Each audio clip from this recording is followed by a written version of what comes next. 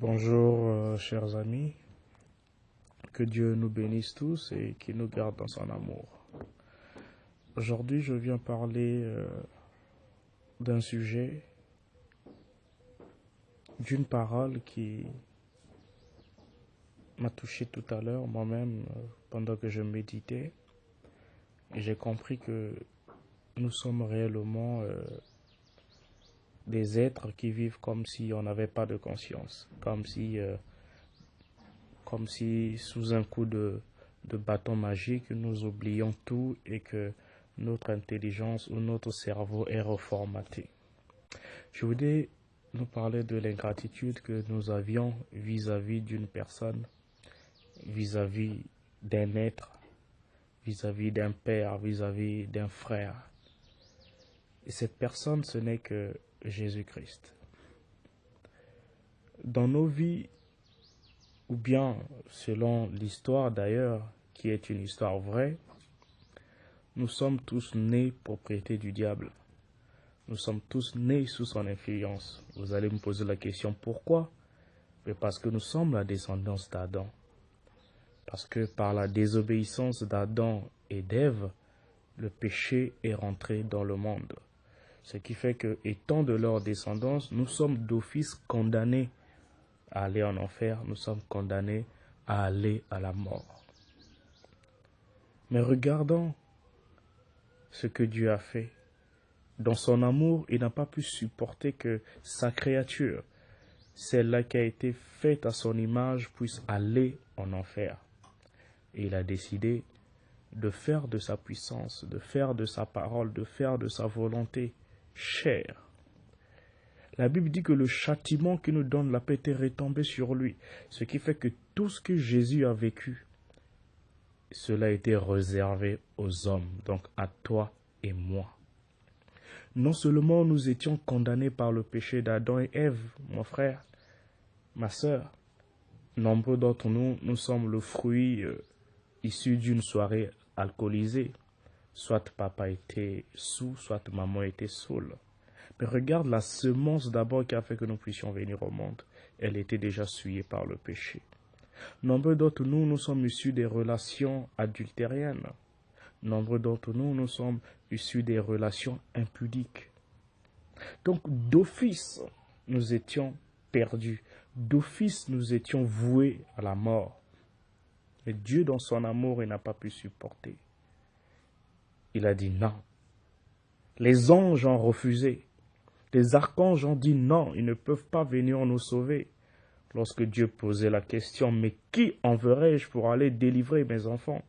Qui enverrai-je pour aller délivrer ma créature? C'était tellement fort. Mais regardons ce Jésus. Il s'est levé du trône de gloire. Il a enlevé ses habits de royauté. Il a dit, Père, me voici. Et il est descendu tellement bas. Il est venu dans ce monde. Il a été lynché par ceux-là que lui-même il a créés. Chicoté, bafoué, tapé, insulté. On a tout fait à ce Jésus. On l'a frappé toute une journée. Mais, même quand sa chair a voulu abandonner, il s'est souvenu que c'était le seul moyen par lequel il devait passer afin que toi et moi nous soyons sauvés. Afin que toi et moi, lorsque nous prions, Dieu puisse nous exaucer. Il a accepté d'aller à la croix. Il a accepté de mourir à la croix. La Bible dit que c'est par ses meurtrissures que nous avions été sauvés. Le corps de Jésus sur terre était comme un aspirateur. Il a aspiré tous nos malheurs. Il a aspiré la mort qui était en nous. Il a tout aspiré. L'échec, il a aspiré. La maladie, il a aspiré. Il a tout emmené sur la croix. Et il a cloué cela sur la croix. Voilà pourquoi la Bible dit qu'il a déchiré l'acte dont les ordonnances nous condamnaient. Donc nous étions condamnés à la mort. Mais Jésus a déchiré cet acte. Il a dit au diable qu'il n'avait plus droit de nous maltraiter. Et il a vaincu le diable.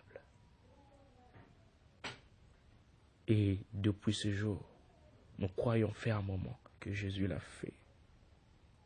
Bien-aimés, Prenons le temps de contempler l'œuvre de la croix. Prenons le temps de contempler ce que Jésus a fait. Si tu n'as pas de sujet de le glorifier, regarde à la vie de ton frère, regarde à la vie de ta sœur. C'est un sujet de louange et d'adoration. Nous lui devons tout. Nous existons parce qu'il a voulu. Nous lui devons même la rencontre de nos parents.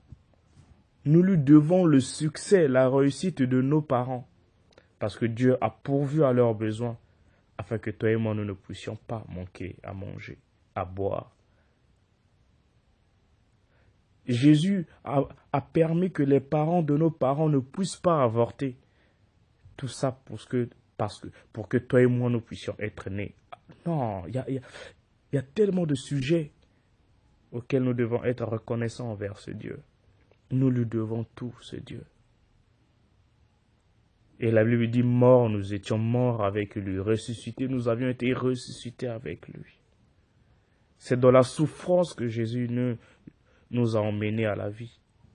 Il a crié sur la croix.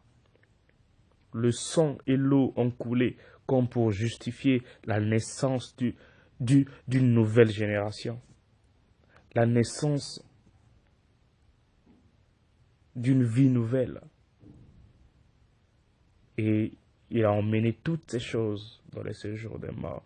Tellement bon qu'il est parti dans le séjour des morts. Il a ravi les clés. Il a sorti tout cela que les guillons de la mort retenaient captifs. Car tous ceux-là qui sont morts avant lui n'avaient pas la vie éternelle, mais la vie est en lui. Voilà pourquoi si nous vivons aujourd'hui, nous ne vivons pas en nous, mais nous vivons en lui, grâce à lui et par lui. Soyons reconnaissants envers ces dieux. Réfléchissons un seul instant que si nous étions morts sans écouter le son de sa voix, sans la voir comme Seigneur et Sauveur, quelle serait notre destinée? Ah oui, mourir sans Christ, il n'y a pas débat, il n'y a pas de discussion, même si le monde se plaint à dire ne jugez point. Oh ça, quiconque ne connaît pas Jésus-Christ est déjà jugé et condamné. Alors, attelons-nous à mieux le servir. Abandonnons-nous à lui, c'est tout ce qu'il veut, que nous puissions reconnaître sa paternité, que nous puissions le faire confiance, que nous puissions dire oui, Jésus, à toi je m'abandonne. Et tout ce que nous pouvions demander, c'est plus de lui dans nos vies, plus de lui dans notre manière de penser, dans notre manière de réfléchir, dans notre manière de parler, plus de lui en tout ce que nous faisions, et que nous puissions refléter sa gloire comme lui, il est la gloire de Dieu, il reflète la gloire de Dieu, il est l'image du Dieu invisible. Jésus est l'expression de l'amour de Dieu. Il est l'arche de la nouvelle alliance. Quiconque veut arriver à la terre promise, c'est la vie éternelle, c'est la nouvelle Jérusalem, c'est le paradis. Quiconque veut y accéder doit reconnaître que Jésus est Seigneur, que c'est lui le Christ, la promesse de Dieu. C'est lui. C'est lui. Appliquons-nous à le connaître. Appliquons-nous à l'adorer. Nous devons être reconnaissants envers ce Dieu. Il est amour. Il est amour. Il nous suffit encore de nous redresser, de changer, de modifier nos parcours. Si nous étions en train de partir à l'ouest, il est temps que nous revenions vers le nord. Car il nous attend. Il attend que nous puissions revenir à lui et qu'il puisse agir efficacement dans nos vies. La Bible dit que Dieu nous a transportés dans le royaume du Fils de son amour. Donc, il n'a même pas voulu que nous puissions encore marcher dans ce monde pervers et corrompu en accomplissant les œuvres de la chair. Voilà pourquoi il nous a portés, il nous a transportés. Celui qu'on transporte ne subit pas l'effort. Alors, bien-aimés, il est temps, sachant comment racheter le temps, car les jours sont mauvais. Jésus est à la porte. Que chacun de nous puisse véritablement dire à l'autre, parler à l'autre, conseiller l'autre, selon ce qui est écrit. Que Dieu te bénisse, que Dieu me bénisse, que cette parole me serve aussi à moi, bien qu'à toi aussi. Sois dans la grâce de Dieu. Au nom de Jésus.